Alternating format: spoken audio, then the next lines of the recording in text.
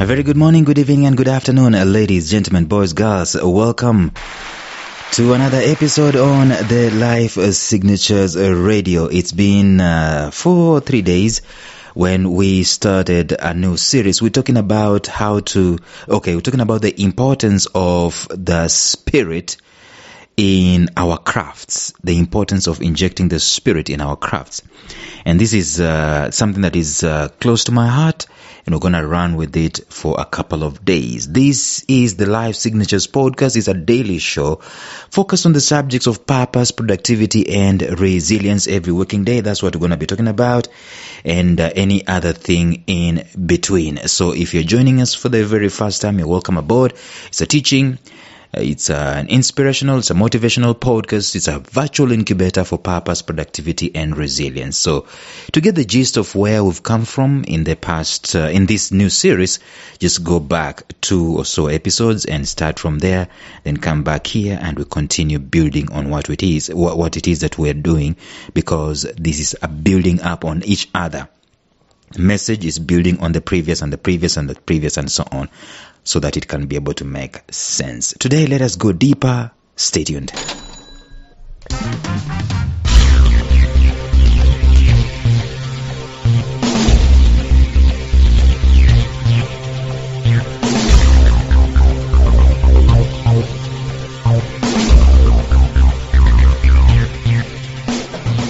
Welcome to the Life Signatures podcast with Lawrence Namale. Lawrence is a life coach, author, and keynote speaker who loves to tackle different topics on purpose, productivity, and resilience. His mission in life is to awaken all your boundless possibilities available in you. Life Signatures podcast is dedicated to bring to reality every single person who knows that deep down in their gut, there's got to be more to life than this. And now, here is your host, Lawrence Namale.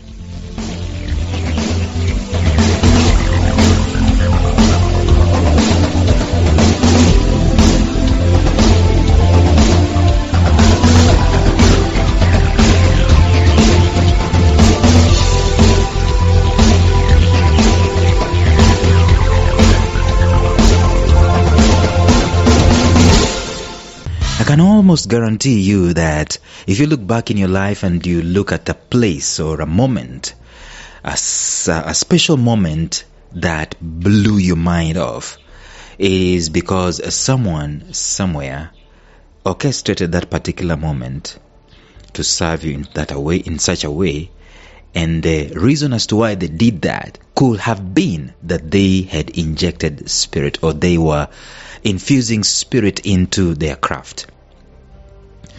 Of course, at the ideal level, there is basically no separation. There should not be a separation between our crafts and Spirit. It should be one and the same thing.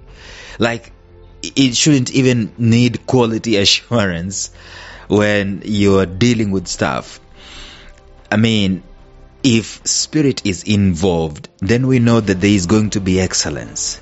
There's going to be care and so on. I will always go back to the story of Steve Jobs telling Steve Wozniak to make sure that the interior, the internal parts, where the circuits and the wirings of the Mac are done, that they are as excellently assembled and put together in a smart way and in a neat way, just like they care about the inside. They care about what is not seen the same way that they care about what is seen and what is touched and what is experienced.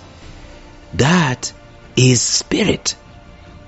That is Spirit that is responsible for that kind of an outlook. Because to be honest with you, how many people know that it's possible to just put all the, as long as the Mac is working, I don't need to see how smartly assembled it is inside.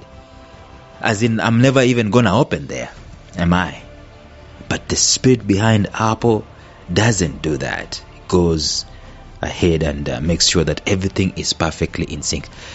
There should be no difference. There should be no separation between Spirit and craft.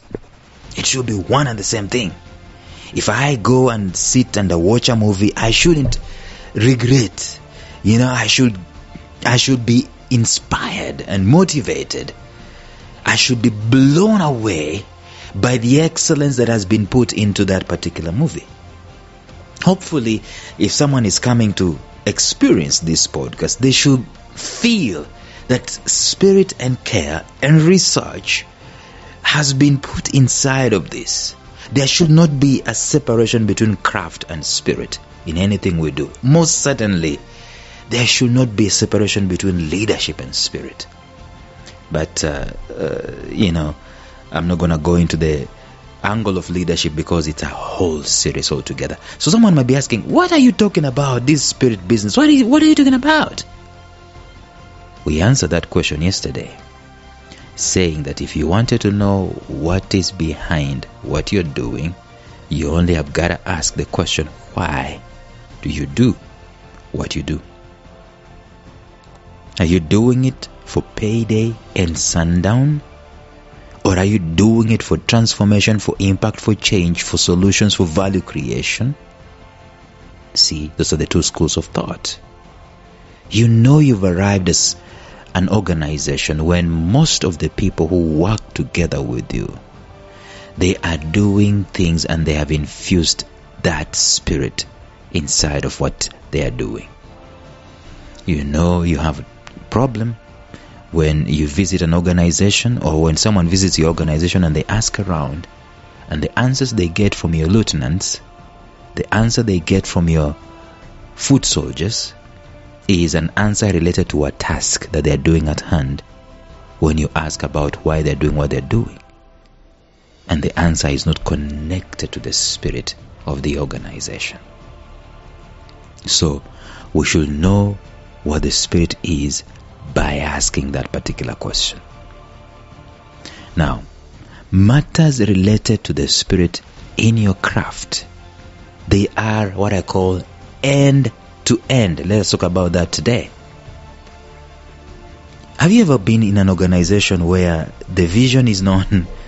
It's not even known, by the way. It's been written, okay? It's been written and it's been placarded and put there on a wall. It's on a wall, but it's not in people's spirits. It's not in people's hearts. In fact, you can be in an organization where people do not know what the vision of the organization is. I worked with a very huge conglomerate telecom company some years back. And you will go into departments and ask people, what is the vision of this organization? You will not get an answer. Why are they doing what they're doing? You wouldn't get an answer. But, the organization is moving and all that stuff and so on and so forth. That's not the ideal. The spirit, matters related to the spirit in my craft, these matters should be end to end. What does end to end mean? It means that I should not sit down and define what my vision is, what my purpose is, and what the spirit behind it is, and then I just put it on a piece of paper and I put it and hang it on a wall, and then I go and do the opposite. That's what we see in very many organizations. Have you ever noticed there's a funny thing that goes on social media? Someone was saying that you should be very careful the names you give to your daughters and to your sons. Yesterday I was robbed by Abraham. You know what the Abraham means? Abraham means a father of faith, exalted father, father of faith, father of many nations. How can a father of many nations rob? So anyway, the spirit is an end-to-end thing.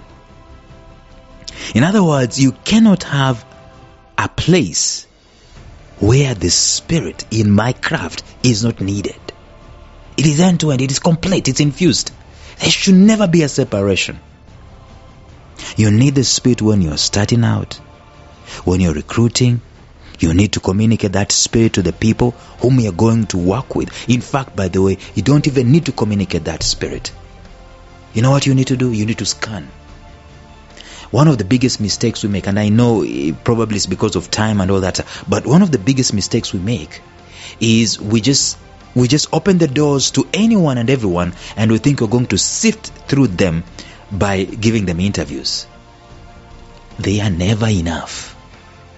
The best way, I saw someone asking in a newspaper the other day, isn't headhunting unfair?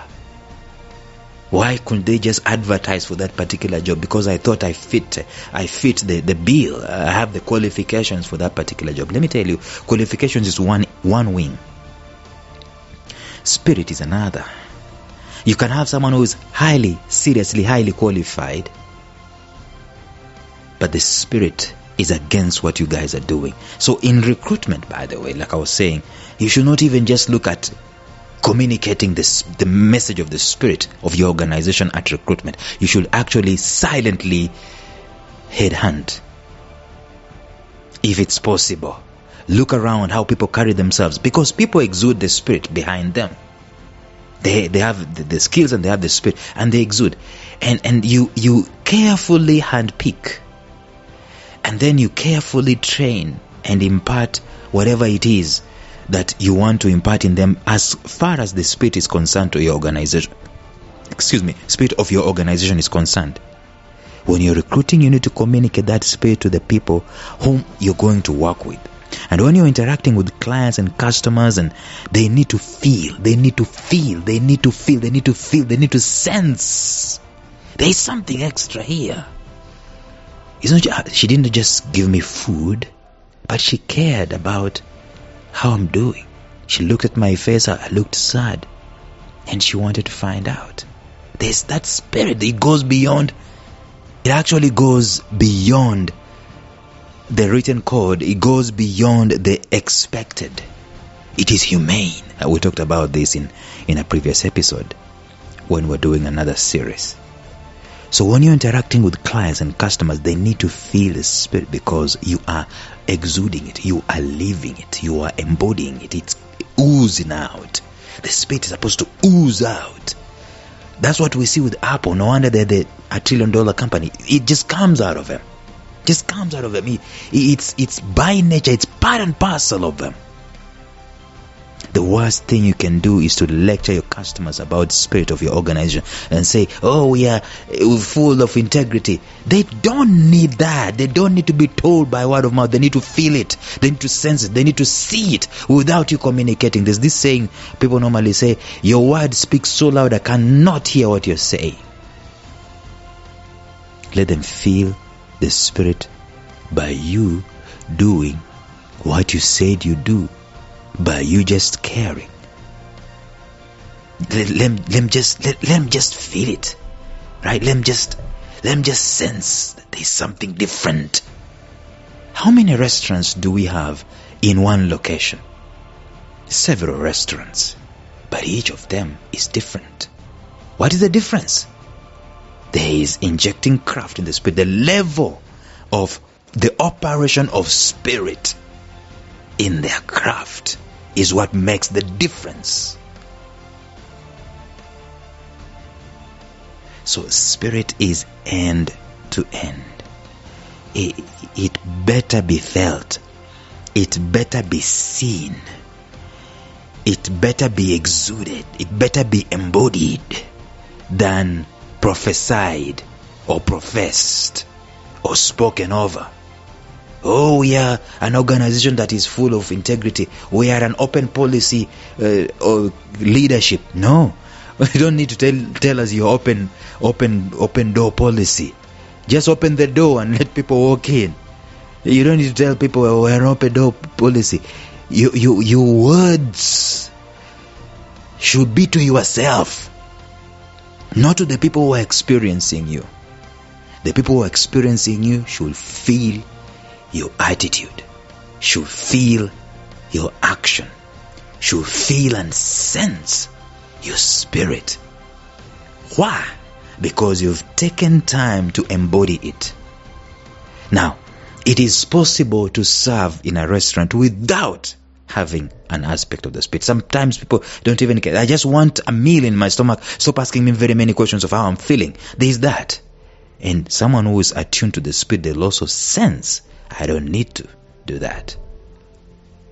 Anyway, what we're communicating today is that when it comes to putting spirit in our craft, there should be no separation. It should be end to end from the get-go.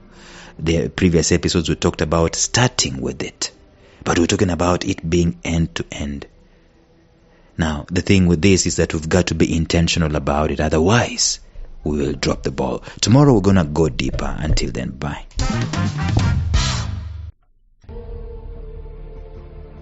Thank you for listening to Life Signatures Radio. If you enjoyed today's show, subscribe to Life Signatures Radio on iTunes, Stitcher, or visit our website at lifesignatures.libsyn.com. Life Signatures Radio, fresh, clean, and inspiring.